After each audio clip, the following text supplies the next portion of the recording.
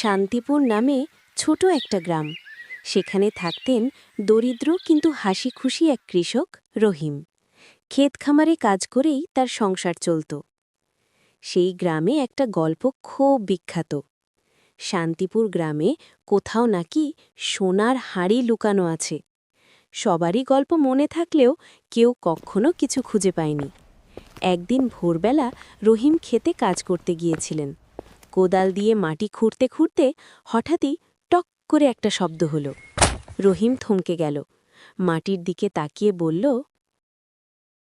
এটা আবার কি? এটা তো একটা হাঁড়ি। এটা কিসের ম্যাপ?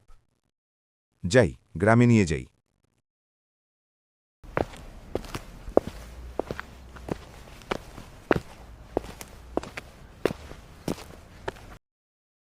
তোর হাতে এইটা কি? আমিও তো বুঝতে পারছি না। এটা তো একটা ম্যাপের মতো দেখতে। এটা সেই গুপ্তধনের ম্যাপ নয় তো? গুপ্তধনের ম্যাপ? চল, আমরা গিয়ে দেখি। চলেন।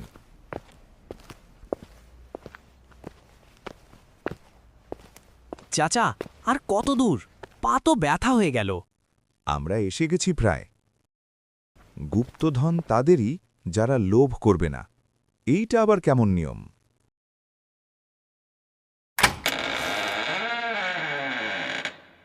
এখানে তো একটা পুরাতন বাক্স ছাড়া কিছু নেই।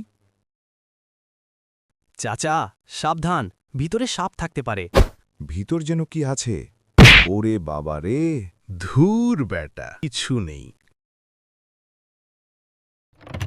পাইয়া গেছি রে, পাইয়া গেছি। আমরা বড় লোক হয়ে গেছি, বাড়ি গাড়ি সব কিনবো। এটা কোথায় গেল?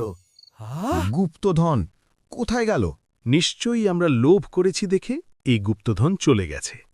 আমাদের উচিত ছিল গ্রামের কথা চিন্তা করা, গ্রামের ভালোর জন্য ব্যবহার করা। এরপর গুপ্তধন আবার ফিরে এলো। তারা বাক্সটি গ্রামে নিয়ে গেল।